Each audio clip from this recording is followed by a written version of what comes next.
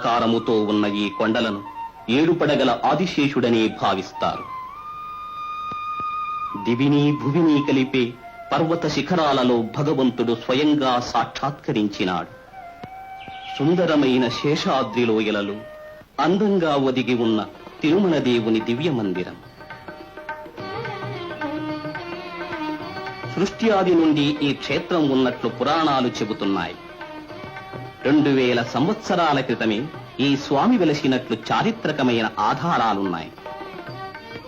తరతరాలుగా మానవుల ప్రగాఢ విశ్వాసాలకు కూడలిగా నిలిచిన దివ్యక్షేత్రం తిరుమల. ప్రాచీన కాలంలో దుర్గమ అరణ్యాలతో నిండి ఉన్న తిరుమల ఈనాడు ఎంతో గమనయోగ్యంగా విలసిల్లింది. ఈ పుణ్యక్షేత్రాన్ని దర్శించడానికి మన దేశంలోని అన్ని ప్రదేశాల నుండి యాత్రికులు వస్తూ ఉంటారు. కాలం సాగే కొద్దీ తిరుమల దేవుని సుకరంగా సేవించుకోవడానికి అవకాశాలు ఏర్పడినవి. తిరుపతి భారతదేశంలోని ప్రధాన క్షేత్రాలలో ప్రముఖమైంది. కొన్ని శతాబ్దాల క్రితం చిన్న చిన్న గుంపులుగా సాగే జనం ఇప్పుడు తండోపతండాలుగా పెరిగిపోయింది.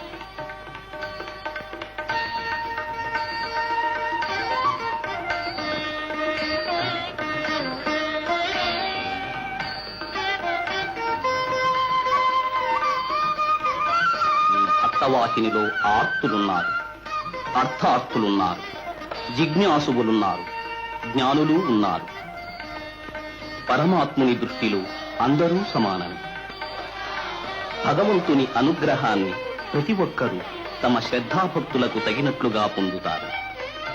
ఈ అనంత జనసందోహం భగవంతుని దర్శించాలనే కుతూహలంతో పరువళ్లు త్రొక్కుతున్నది.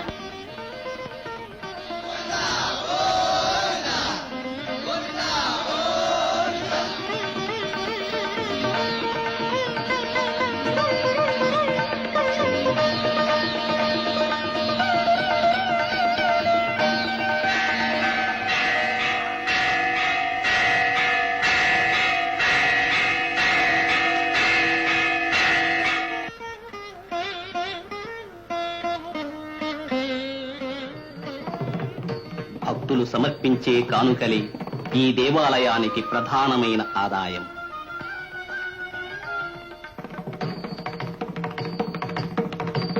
వడ్డీ కాసుల వాని హుండీ మహిమలు అందరికీ తెలిసినవి. ఇది భక్తుల శ్రద్ధతో సిద్ధమైన అక్షయ పాత్ర.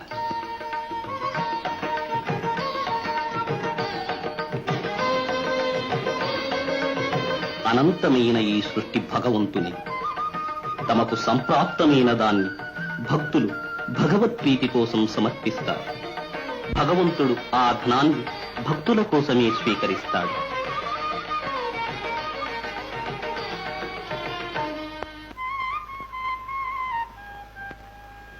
దేవాలయ నిధులను ప్రప్రథమంగా దేవాలయ పూజా విధానాలకే వినియోగిస్తారు.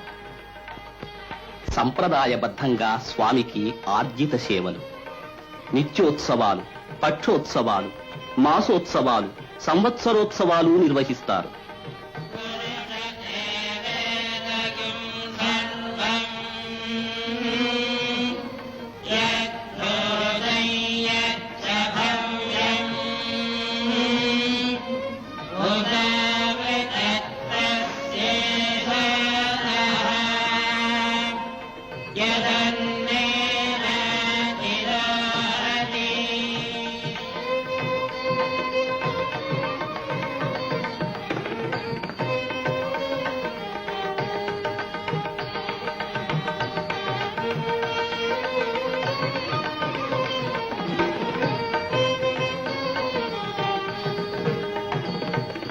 ఈ కార్యకలాపాలకు దేవాలయ నిధుల నుండే పైకం వినియోగమవుతుంది.